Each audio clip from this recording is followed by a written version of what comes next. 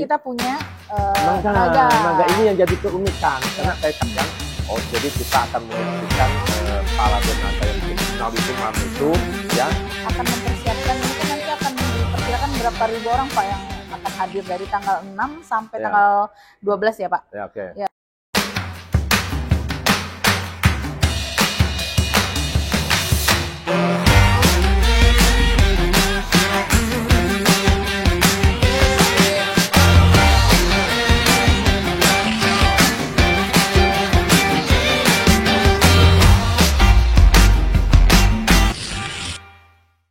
Assalamualaikum warahmatullahi wabarakatuh. Halo, selamat siang sahabat Insight semuanya. Ketemu kembali bersama saya Dina Prihatiniwardoyo di Insight Talk.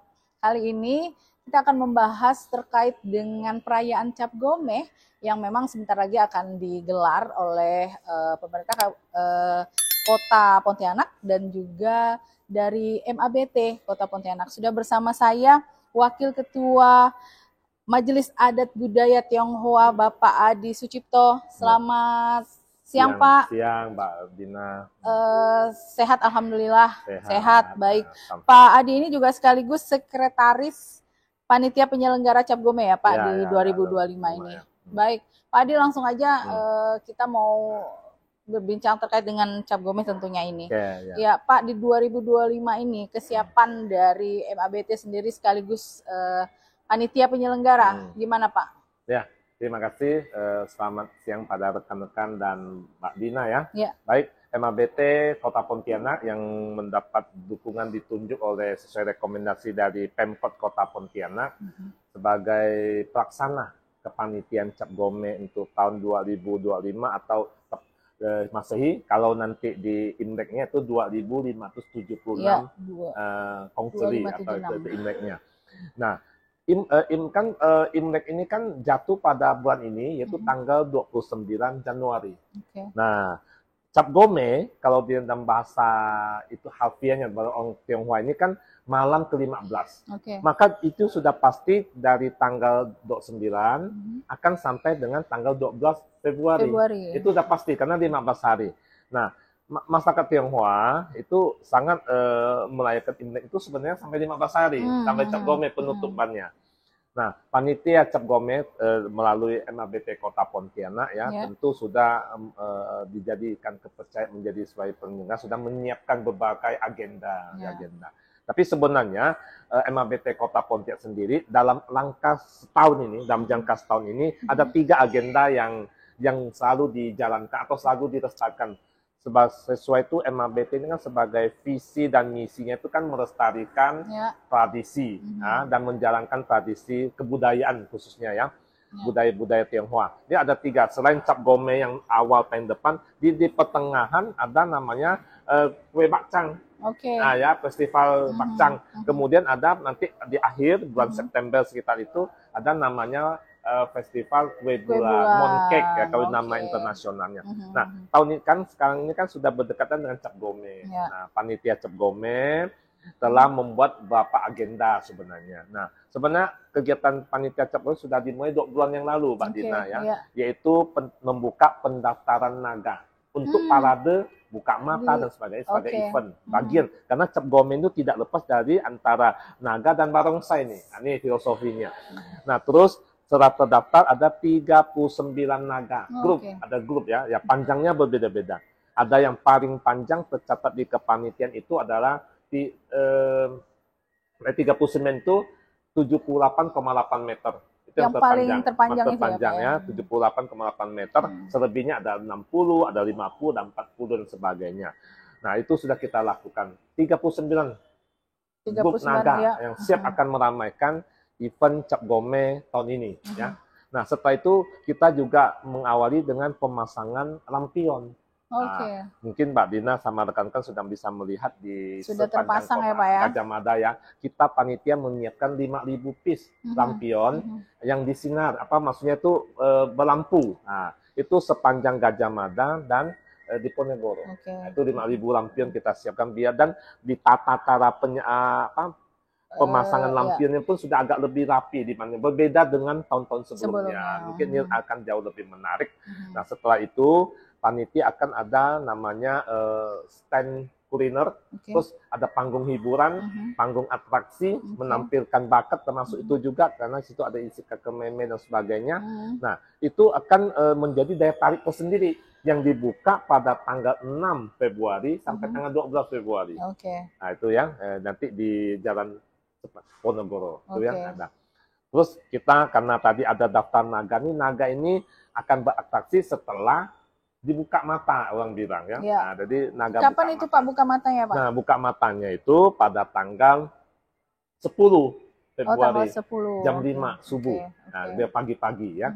Nah, nanti setelah buka mata nanti ada 39 naga juga akan memberikan penghormatan di menghampiri panggung kehormatan yang ada di panggung di Jalan Ponorogo itu 39. Nah, setelah itu setelah naga sudah dibuka mereka akan beratraksi mengunjungi ketua-ketua, para donatur, ketua-ketua yayasan dan tokoh masyarakat. Nah, nanti pada tanggal agenda dari selanjutnya dari panitia itu pada malam puncak nih. Nah, malam puncak nih Mbak Dina, ya kita 39 grup naga ini akan berparade. Parade dengan naga yang bersinar. Puncaknya itu tanggal berapa Pak? Tanggal 12.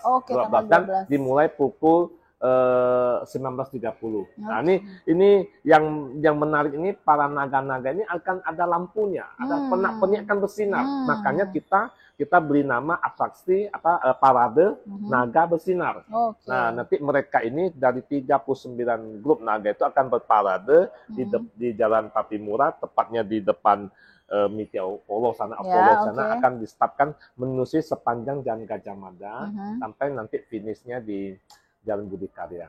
Jalan Budi Karya. Nah, dari penak-penik ini naga ini kita dapat laporan dari para pemain naga, grup naga, mereka bahkan membeli lampu atau penak-penik yang menarik ini bukan hanya di lokal nih, bahkan sampai di luar negeri. Ada yang dari Singapura, saya dengar ada dari Kuching, nah pasti karena sangat dekat. Mungkin ada yang beli dari Taiwan katanya, sampai dikirimin itu. Nah, itu akan menambah menariknya, kan? Jadi kita akan menyaksikan parade naga yang bersinar itu malam itu ya dengan sangat antusiasnya pasti lebih tinggi karena menarik sekali ya. Baik. Pak Adi kan tadi udah disampaikan ada beberapa hal-hal yang menarik yang bisa menarik wisatawan tentunya datang ke Kota Pontianak. Nah, 39 ini tadi nih Pak, apakah itu nanti bersamaan atau gimana secara teknisnya nanti itu Pak? Betul. Jadi kita panitia ini kan tadi saya katakan ada panggung hiburan di sepanjang di Ponorogo, ada stand kuliner kan, baik yang UMKM maupun mungkin yang wirausaha lah ya, yang maksudnya usahawan yang merek-merek. Tetapi yang paling utama sebenarnya Pontianak itu kan udah dikenal dengan orang kulinernya itu yang penting nih kan. Makanannya, minumannya, kopi dan sebagainya itu sangat top ini. Ya, kami dari pariwisata itu udah di data yang ramai datang ini, memang mereka tertariknya pertama ya kulinernya, memang pas untuk di lidah dan itu berbeda dengan daerah-daerah lainnya. Kemudian warung kopinya yang bertebaran itu banyak. Memang sih tidak setiap sampai 24 jam tidak semua, tapi ketika mereka bersantai teringat ingin duduk-duduk di warung kopi masih ada. Nah, gitu. Nah, ditambah keramah-tamahan dari masyarakat Kota Pontianak yang sangat familiar ketika ada tamu datang. Nah, tadi apa membuat masyarakat pengunjung makin ramai kan? Tadi kuliner udah jelas karena ada stand kuliner kita siapkan.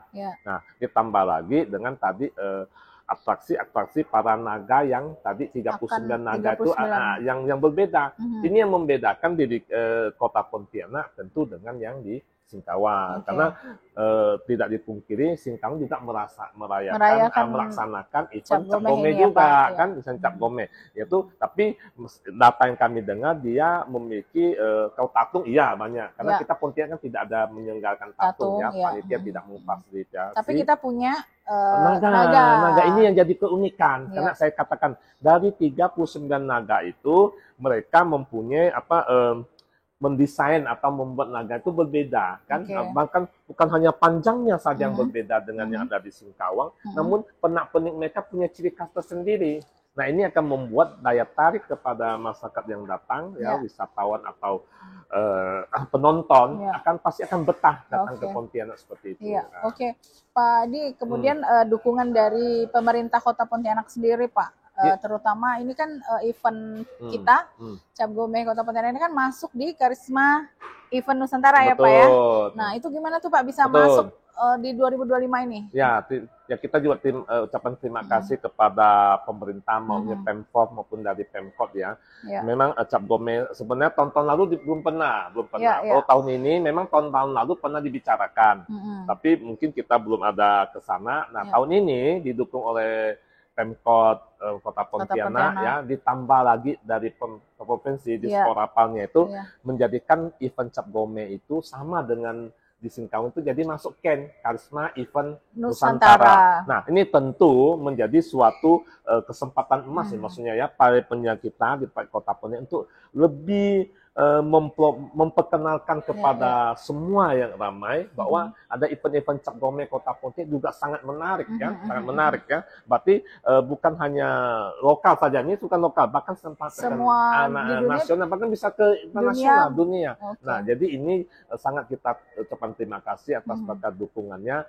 Kita akan terus membenahi setiap tahun, kita ingin membuat yang lebih menarik ya, karena kreativitas dari harapan dari Ken tentu ada kaitannya dengan diri kita untuk tim panitia panitia untuk menuju sana setiap tahun akan lebih baik kan. Kita mendapat support dari promosi maupun support kegiatan pasti akan membuat pengunjung ya penonton akan semakin ramai di Kota Pontianak. Oke Pak Adi, kan tadi kalau masuk dari Ken ini kan dukungan dari pemerintah Kota Pontianak, kemudian provinsi, masuklah dari kementerian itu nanti pasti akan diajukan lagi di 2026 kan Pak? Nah itu mungkin ada inovasi atau apa yang akan dilakukan dari MABT gitu Pak? Betul. Kalau kita dari panitia, kita akan terus mempersiapkan. Ada beberapa catatan-catatan yang saya lihat masih perlu dilengkapi, yang maksudnya tentang bukan hanya pariwisata itu kan bukan hanya kuliner, namun kita juga butuh tentang kemampuan ekonomi kreatifnya saja. Nah, kita ingin ke depan ada stand yang lebih memperkenalkan kepada pengunjung penonton ketika mereka datang ke Cap Gome ada kesan, ada ingat minimal ada merchandise lah, ya kayak merchandise Cap Gome Pontianak itu harus ada. Ketika saya datang ke Cap Gome Kota Pontianak, saya membawa sesuatu untuk di minimal saya akan tahu ini loh merchandise Cap Gome ada kenang-kenangan ya, Pak. Bisa jadi buat tangan ketika mereka kembali kepada rumahnya baik yang nasional, lokal maupun ke luar negeri kan. Nah, jadi mereka ini hanya ada gantungan kunci, contohnya gantungan kunci lampion misalnya Indah, mereka bisa berikan tuh buat tangan kepada rekan-rekannya ya Pak. Mungkin mereka akan tertarik, akan ceritakan wah begitu tahun depan mereka akan datang bersama-sama lagi lebih banyak lagi. Nah ini tentu inovasi-inovasi seperti ini yang akan kita lakukan oleh panitia ya, tentunya melalui MABT sebagai pelaksana panitia. Baik Pak Adi, mungkin panitia akan mempersiapkan ini kan nanti akan diperkirakan berapa ribu orang Pak yang akan hadir dari tanggal 6 sampai tanggal 12 ya Pak? Ya itu kesiapan dari panitia sendiri Pak. Tadi barusan kita bicara dengan pariwisata dan perhotelannya juga ya, kita mengenai 100.000 pengunjung untuk memeriahkan Cap Gome di Kota Pontianak ini, diberikan 100.000 pengunjung, bahkan kita 500.000 itu bisa juga datang dari luar negeri. Karena kita juga ingin wisatawan luar negeri kan tidak susah datang ke Pontianak kan.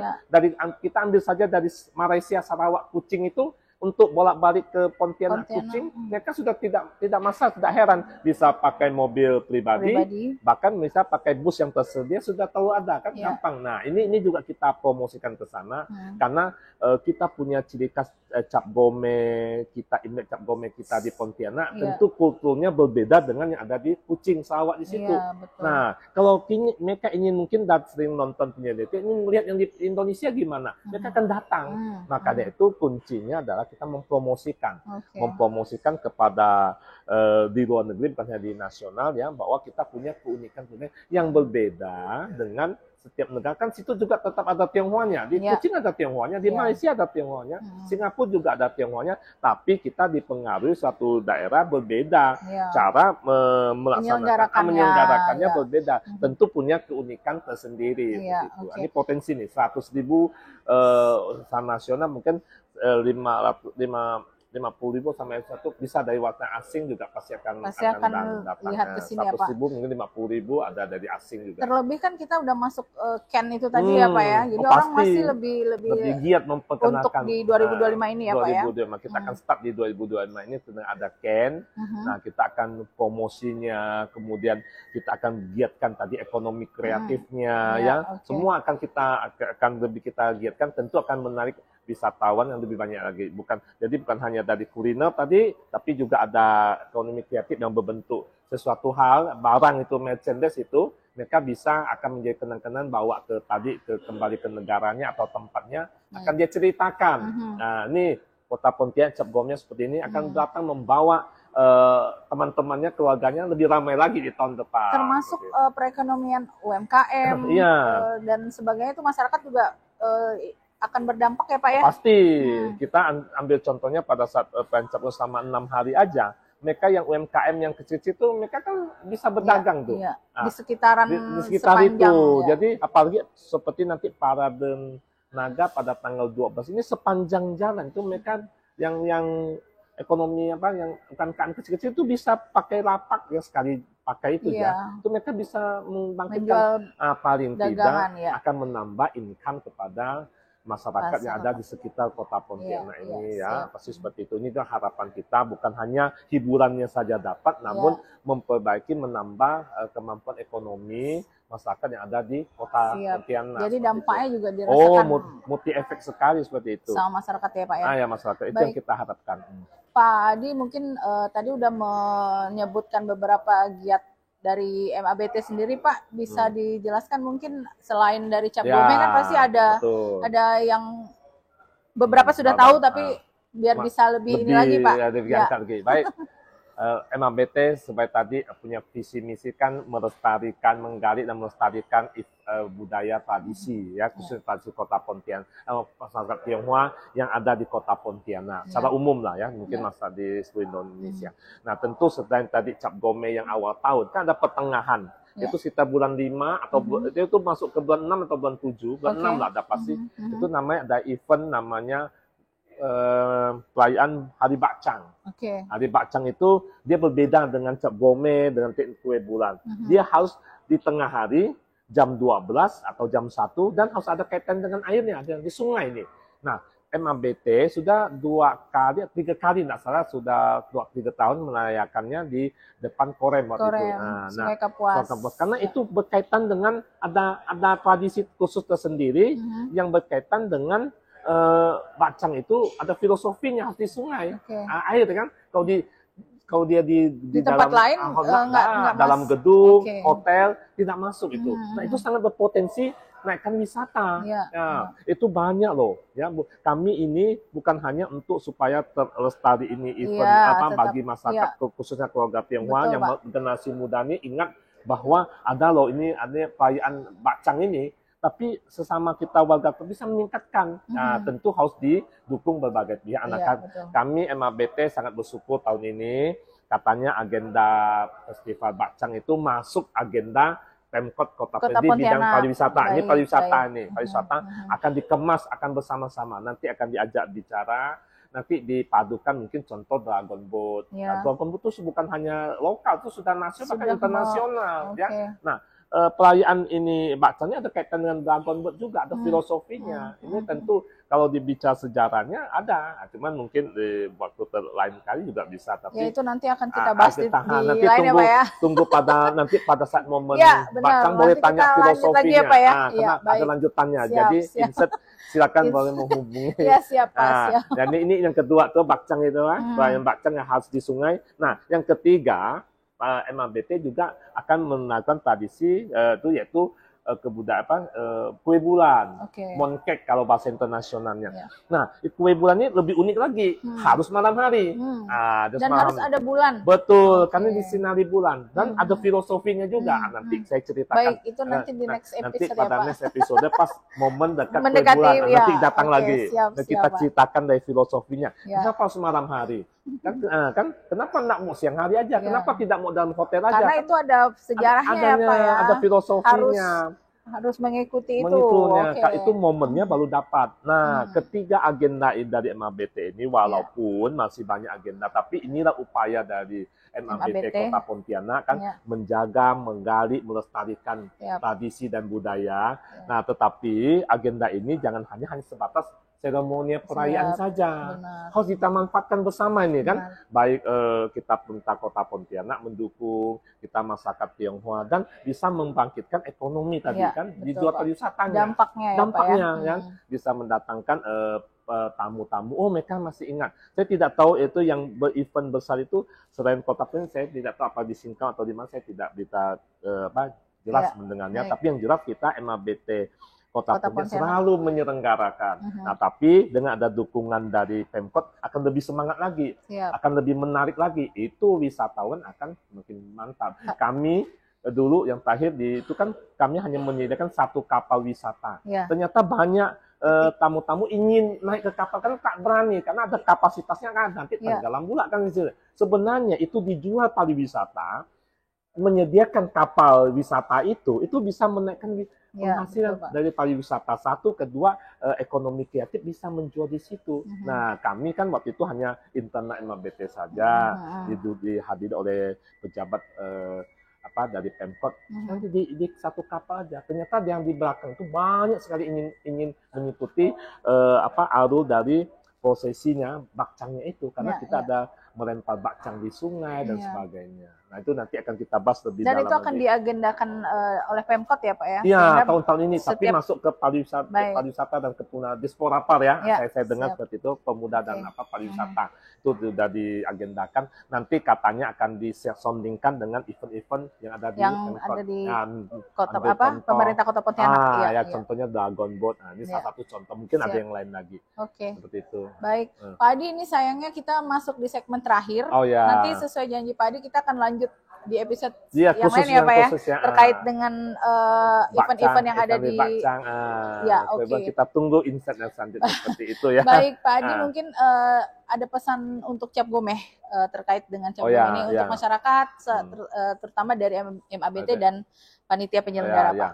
Terima kasih ya. Jadi panitia Cap Gomeh dan khususnya dari kami dari Majelis Adat Budaya Tionghoa MABT Kota Pontianak sangat mengharapkan dukungan dari semua pihak, bukan hanya masyarakat Tionghoa saja, tapi semua elemen masyarakat yang ada untuk sama-sama kita menjaga, melestarikan juga menyaksikan event Cap Gomeh Adat Kota Pontianak ini dengan tertib. Karena ketertiban yang kita jaga di event-event Cap Gomeh nanti akan membawa multi efek yang baik terhadap diri kita dari sektor ekonomi, sektor pariwisata, dan tentu semua itu akan berkembang Jadi bagi rumah tangga yang UMKM akan berdampak kepada baik dengan penghasilannya. Jadi itu harapan dari panitia Cap Gomeh untuk bersama-sama mensukseskan dan Cap Gomeh tahun 2025 atau 2575 Kongseli Imlek tahun ini.